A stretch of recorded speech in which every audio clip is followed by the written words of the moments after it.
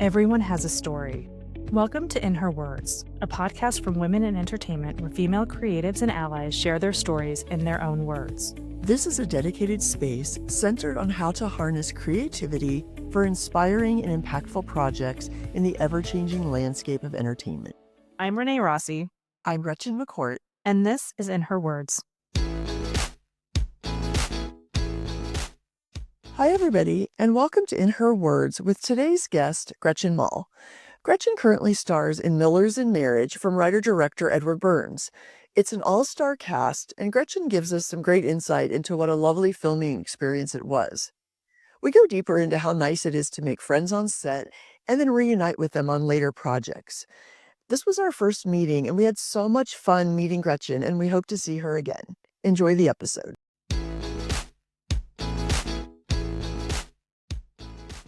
Hi, how are you? I'm so good. How are you? Not only am I so excited to talk to you, but another Gretchen. I don't know about you, but I get know. weirdly excited when I talk to someone named Gretchen.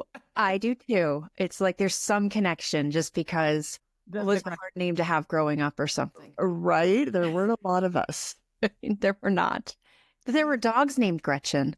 Thank you. I tell that story. And my sister's name is Heidi. And every German Shepherd or Dachshund in the city was Gretchen or Heidi. It was quite wonderful. I actually didn't know dogs named Gretchen. I just felt like people said that. Oh, I knew so many. Oh, really? It was real. It's a real thing. Yes, we had friends. Well, I guess I'm hoping that they named the dogs before they met us, but had German Shepherds named Gretchen and Heidi. Oh, so fun. Yeah, and we're not German. Those are pretty names, though. Gretchen and Heidi are pretty names. Yeah, so they're similar, and you just picture the lederhosen and the braids, and it is fun to meet another Gretchen. So we're so excited to meet you. Thank you for taking this time. I know we are. Your schedule was tight already, and we are now we're tight. Everybody. We'd love to talk to you about Millers in Marriage and this amazing project, and oh my God, this cast. I know. What a right? So all the Gen Xers are really excited about this. Yeah, exactly. Mm-hmm. I was telling someone when I was watching the trailer and watching the movie, Minnie Driver's laugh is so great, and it brings back like such memories. Yes, and I love that. It's like the last moment of that trailer. Yeah. And it is like you don't realize that it's a familiar sound that you kind of miss, and it's very it just places you somewhere, and probably back in early wonderful film, another time in our lives. Yeah, the 90s. Great. How did this project come to you? Tell us about how you got involved with the amazing Edward Burns in this project. Yeah, I still don't know why he picked, why he sent the script to me, but and that doesn't happen often, but I got that I knew, my agent was going to send me the script, and with the caveat of, and just read it, and Ed wants you to just take a read and see if you respond to any of the characters. And there's a bunch of great women in the script, and that is very unusual for me to have that happen. And I was really excited because, I knew it was like going to be a great script with, interpersonal relationships and all the juicy stuff that actors always want to do and have a harder time finding those scripts. And so I sat down and read it, and I immediately connected to the character of Eve Miller, but I loved the whole story. I loved the relationship with the siblings, and then I loved where they were all at in their lives. It was very recognizable. I wouldn't say not. I mean, the relatable part to me was just the sort of place in your life when there's this other kind of funny growth spurt, if you will, if you want it to happen, where you're kind of, or there's this change where if you've had children, they're generally of a certain age and your nest is emptying out and your parents are not as well or dying or dead already. And so there's this kind of awkward, feels like teenagerhood again, where you're confronted with yourself, this person that you kind of developed, you kind of got on a track and didn't focus on so much for a while. And now here you are on the other side of something. And I think, you start to realize that, oh, I chose this strange profession and it's created this kind of life with these kinds of issues and these kinds of amazing successes and these kinds of feelings when the failures happen and all of that. It's just another time of that in life. I was going to say, what was it like on set? It's like, as we had said, it's an amazing cast, and you all have had such incredible careers. What was it? What was the dynamic like on set? It was very homey. We shot a lot in New Jersey. Most of the actors are local. I think Minnie might be in London now, but everybody had some not even 6 degrees of separations with each other where we knew each other through the years and hadn't seen each other, or, so it was very familial feeling. And Ed also has a crew that he's worked with and they're very loyal to him. So a lot of that kind of feeling of a 1990s independent film, which it just feels like another time. And but we all kind of recognized it as this special thing. And I don't know, it just felt no BS, just everybody's very kind and we also all happen to be seemingly in happy marriages and so we talked about our kids and it kind of just maybe boring, but lovely. Not boring. It wasn't boring for me, but it sounds boring because there was no drama. Do you know what I mean? It was just like grown-ups who are at a place where they've, Comfortable. Working and comfortable. Yeah. Do you really play the guitar? Are you musical? Was that something that was fun to try?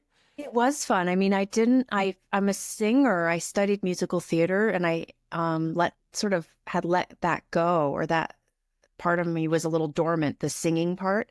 So that was really exciting. I've been kind of wanting to do something with that. And but I didn't play the guitar. So I rented the guitar from my local library.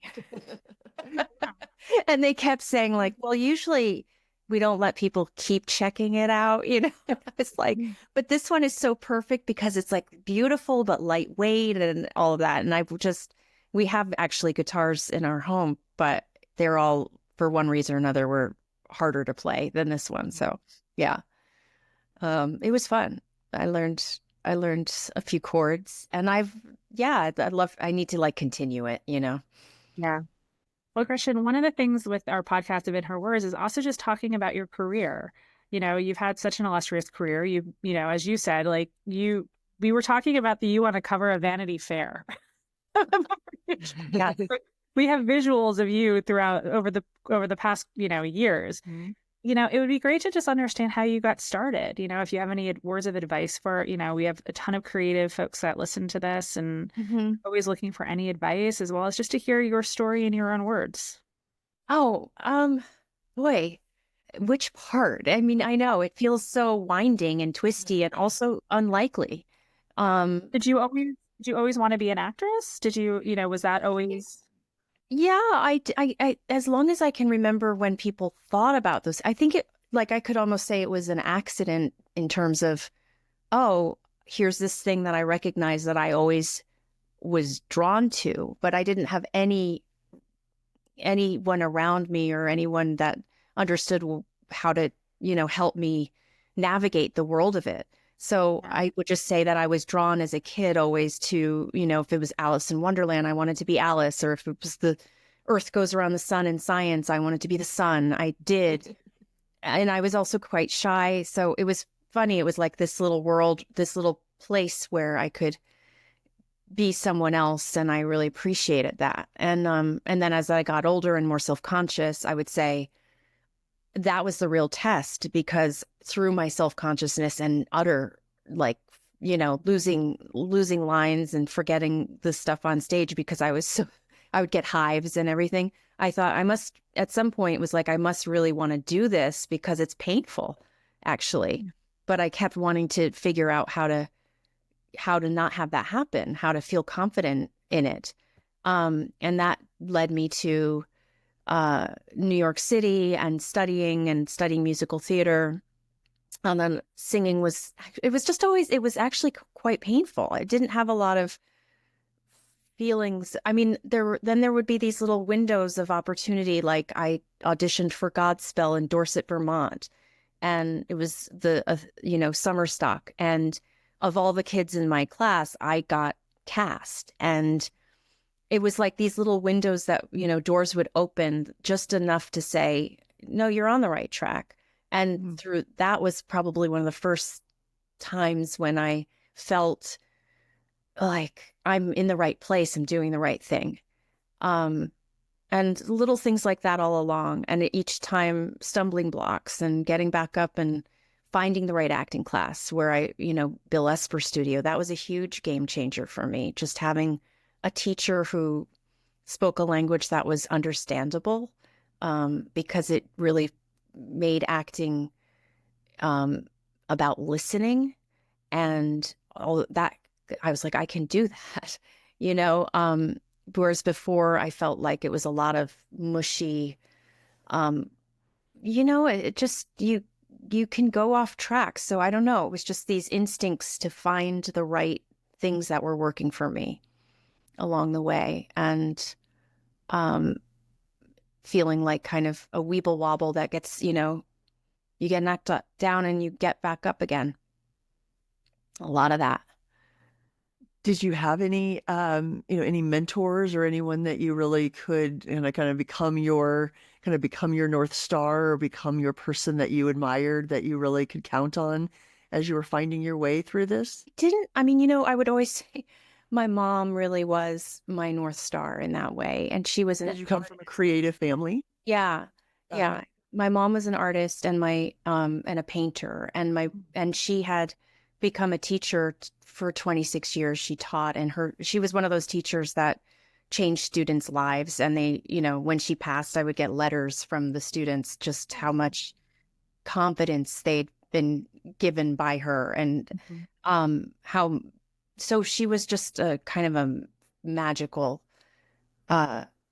person who would listen. And as a parent, to have that support from someone like that was really always helpful to me, even though it was away from what I was doing. So there was like a kind of remove as far as not being able to quite understand everything about it, but always encouraging, and always also saying, you don't have to do this, when I would be tortured by it. And that would then being told that, it's like, oh, but I do, so I'll shut up. I get it, but it was good to be confronted with that along the way. She really was my North Star in that I didn't have, I think when I started taking I go to the acting class, Bill Esper Studio, being taught by Bill directly was also one of those experiences where it's like, you blindly pursue these things and you don't even know what's driving you when you're at a certain age, and then you find your home, and it totally made sense to me, and it gave me this foundational tools to really always feel confident on any job and anything that I did after I studied with him and the Meisner technique. But as far as in the business, the one problem I've always had is that I feel that it's hard to keep the relationships. You have these amazing jobs, the experience on Miller's where you're with all these amazing actors, and you really do feel a certain closeness and a friendship, but it is hard to sustain them because everybody goes off in different directions. Yeah. That's that we've heard a lot in doing that, in doing these podcasts. It's something that continuously pops up, no matter whether it's on the writing, the producing, the directing, to being in front of the camera. Yeah. And then you see the people again, and it's like, I had known Juliana through the years in New York, and Benjamin Bratt, and so you see them, and it's like there's so much love just at the familiarity and like the I'm still here, we're still here thing. But it's, and you do feel like you could pick up the phone and call them if you needed to, but it's not It's not your next door neighbor. I just saw someone in an interview and they said, that's the upside of award season and going to the awards. They were, saying, it's not that fun. And but it is kind of a homecoming. Like you work with so many different people through the years and you're really never in the same place. And maybe, like you said, you don't work with them again, but you love them so much. You had a great, and they said that's one of the upsides about, award shows and things is you do get to run into people that, you really did enjoy working with and maybe you haven't seen for a couple of years because production takes so long and, projects. But I thought, oh, that's kind of a nice little perk to think about. Yeah. And I would say that about premieres and things too. And it's true. And the odd thing, as you were saying that, is that the time you do have together is often very oddly deep because you're doing this material and whatever it is, whether I think back to Steve Buscemi and you're looking in someone's eyes and they're portraying loss or and they're going to some deep place. And so it's not like your typical relationship with, the parents on the side of the soccer field, it's like, it's got this thing that you go right there. And so that's why when you see them later at the other thing, you can pick up right where you left off and it does feel very familial almost. Yeah. And I also think with a cast like this, it's also for the audience. We're, when you see all your favorite actors and actresses come together, you also have that as well, which is something where, like, I think when you look at some of Ed's projects, he has a knack for putting these casts together, where it's almost familial for the audience, Yeah, that's good. Yeah. It's like, I always have a crush on Benjamin Pratt. Yeah. And he's like looking great and he's, got his hat on and he's doing his thing. Yeah. It's reassuring kind of. Yeah. What type of projects are you looking to do after Miller's, and what are you looking forward to? It's like you played so many different roles. It's like, what's challenging to you right now? Where's your heart guiding you right now? I feel like it's never my choice. I don't know. I don't know what's going to be I really, I'm always surprised by the things that kind of come along. And I feel like, I wish I could say I have a stack of scripts and I'm picking, but I'm not. But I'm, doing other things. Like I started this dress line and I'm focusing a little bit on that it's so great to have another creative outlet for me to have while I'm kind of trying to figure out what the next project will be. I mean, I did enjoy for a while this sort of string of doing television work, and it's very it's great because it's a good gig, as they say. And then the little projects work. I love working with first time filmmakers and bringing that story to life. And you just but you never know whether they're going to find the audience or not. Yeah, so I don't really know. I feel like I should have something I would love to do something with music, more with singing. Yeah, but I just don't know what it'll be. I love that. Is there anything that you're reading or watching right now that you're loving that you'd like to share? Oh, We're huge readers and consumers of content, so we'd love to share. Are you? Oh, okay. Well, I'm always really behind the 8 ball with everything. I'm very slow. I don't watch that much stuff. So we just started watching My Brilliant Friend. Oh, yes. Well, and I had read the book. I had the book. First one. And I cannot. Did you watch it? No, I haven't watched it. And it's been sitting on my nightstand because it's my mother-in-law's favorite book, the whole series. And it's something that I'm like so excited about. It's hard to know whether to tell you to read it first. It's funny because I read it and it's so dense with characters and families and so layered. And some people really love that. I found it as a reader hard. It was hard for me to keep it all so then when I saw it the first season, I was like, yeah, no, I remember that, but just that little extra, it's like Cliff Notes or whatever, was really helpful for me. And to see these girls, I love it. And you go somewhere, you just go away fully. There's no snark. There's nothing I don't know, it just feels like being in Naples is even though it's a hard life, it's just, I really appreciate the total departure. Yeah, Right. it's a beautiful story. When I open the book and they have like the family lineage. Yes. Yes. You're like, this is going to be like, am I going to be flipping back to the, Yeah, this is intense. yeah. And some people love that. That Yeah. is just, my brain almost can't carry it back to the page that I was at. I'm too, I don't know, distracted or something. But I recommend that. I'm loving Yeah, that. that's a good one.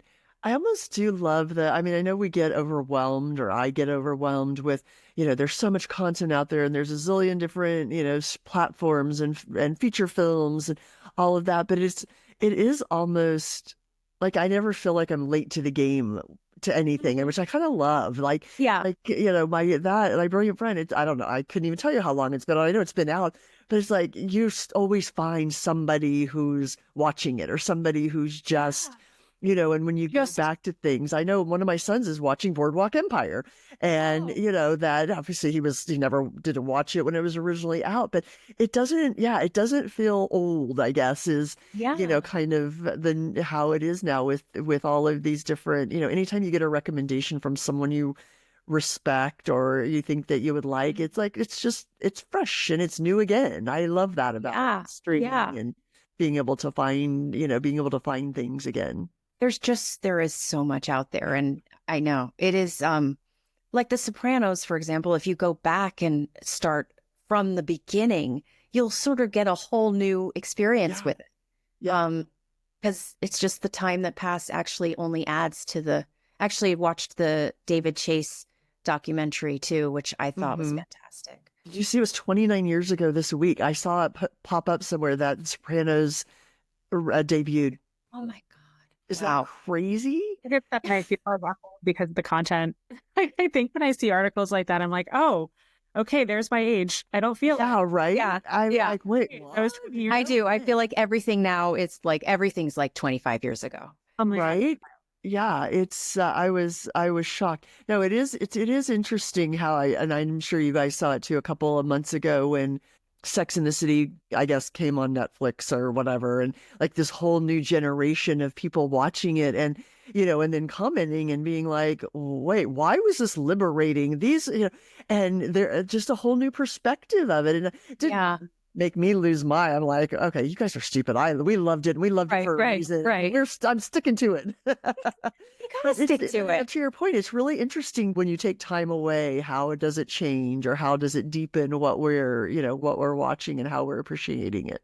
Yeah, for sure. For sure. Yeah, I found that about like Brooke Shields' documentary, just her daughter's reaction to her story speaks to that Sex and the City reaction where it's like, well, now we look at it like this. And it's like, I still have a hard time wrapping myself around some of that, there's, it's just.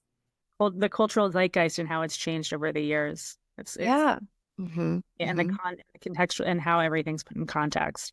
It's changed so much across all different generations. So it really has it. And I'm always like, did it always go this fast, or is it just the world we're living in now where it's even feels more sped up and more of a break? But I don't know.